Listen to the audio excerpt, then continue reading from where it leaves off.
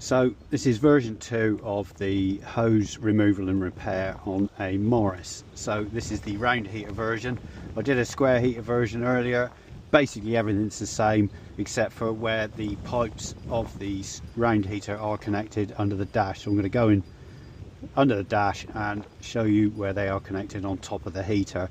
But I thought while I was here, as you can see, there's quite a lot of slack on this hose here, and this hose is connected to here. So if you did have a split and it happened to be at the end here or the end on the tap end here, and you've got lots of slack on your pipe, you can just drain your system off, undo your clip, cut the offending piece of pipe off, reattach your pipe and redo your clip. They tend to always have a fair bit of slack on these pipes, so there's always a chance that you can get past your split and not have to replace the pipe.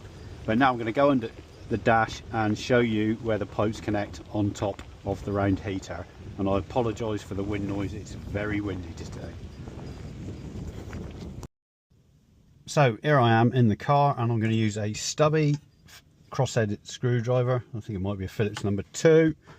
I'm going to undo the 2 screws that hold the glove box lining in. 3 screws, 4 screws. There we go. I think I've already done the top 2. No, there's one up there. If we can find it.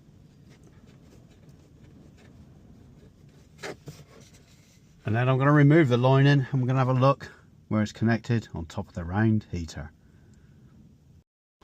So here I am, I've got the glove box liner out and I'm pointing to the 2 pipes which are attached to the back of the heater there. Now I don't know if you can see that.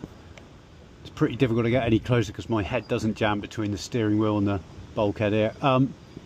So they're a pair of Jubilee clips and they're facing you. They're quite easy to get off. There's 2 spurs coming off the top of the round heater there, and you just pull the pipes out, pull them through from inside the engine bay out, and then replace them one at a time. Do the top pipe first and then you won't get them mixed up, so you've got the inlet and outlet going to the right places. So I'm going to see if I can get a better shot of that, but let's see how we go.